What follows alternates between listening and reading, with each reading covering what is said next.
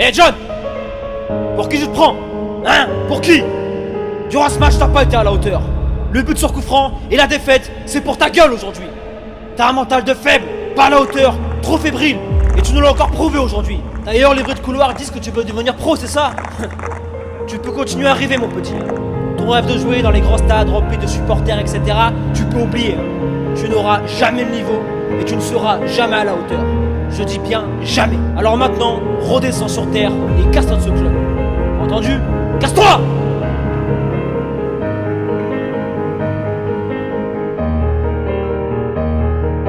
La révolte. C'est le seul mot qui résonne dans son esprit. En temps normal, ces discours prononcés par ce genre de coach détruisent, anéantissent et transforment les joueurs en victimes se plaignant de la méchanceté du monde et de la cruauté du football. Mais chez John, ces paroles seront enregistrées, répétées en boucle. Ça sonne comme de la dynamite.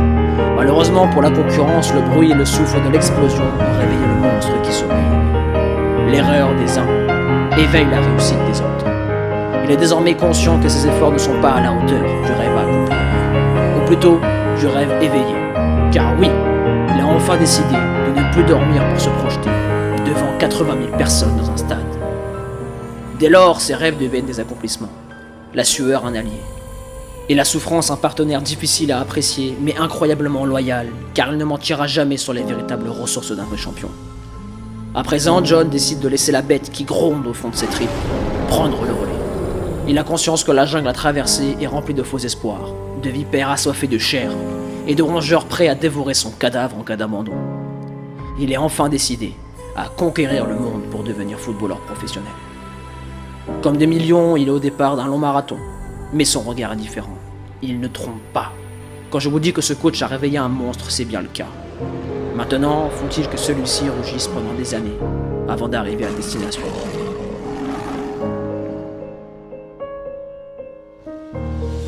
Et ça y est, il se lance dans la gueule du loup, en s'entraînant chaque jour au petit matin. Il répète ses gammes, se surpasse et avale des kilomètres pour rattraper son retard sur les meilleurs. Chaque séance est une torture de plaisir pour lui, qui a conscience que sa progression passera par les chemins les plus épineux qu'ils soient. Il en arrive à trouver du plaisir, car il sait ce que l'avenir lui réserve. Il sait que les bas-fonds de ce monde sont les meilleurs professeurs pour atteindre les sommets.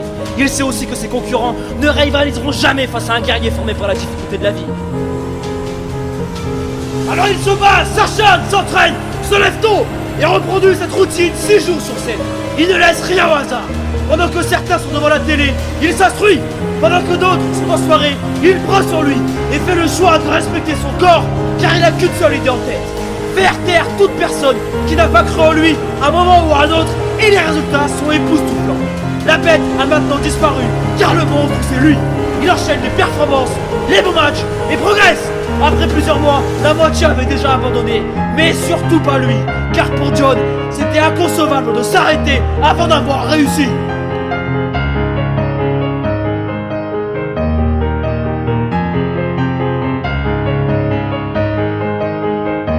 Il avait trouvé l'équilibre parfait pour prouver à chaque personne qui a osé nuire à ses rêves que tout était possible à celui qui s'en donne les moyens. John est en chacun de nous.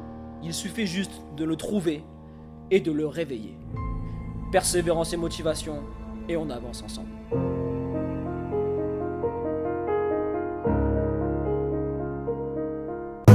Hello, it's Red One. Hey John! It's Mr. Lover, yeah.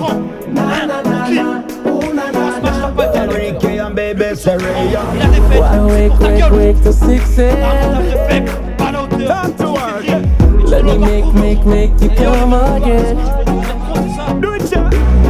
Keep your head shut, don't tell no one. Undercover, Mr. Lover, yeah. Got enough to turn you